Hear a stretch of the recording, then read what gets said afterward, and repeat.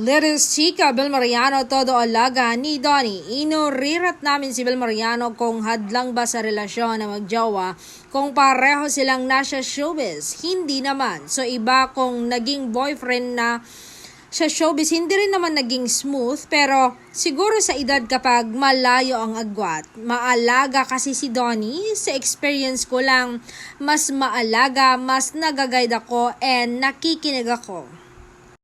Kasi sometimes hindi ako makikinig, feeling ko tama ako, strong and independent, but with him, I listen. Lahat pa ni Bel, dugtong pa niya. Actually, tahimik siya noong nakilala ko. Ang kulit ko kasi, lahat ng mga kung saan man ako natutuwa, natatawa sa kanya, parang naibibigay ko na yung energy ko sa kanya. Nahahawaan ko na ng energy, natatawa niyang kwento.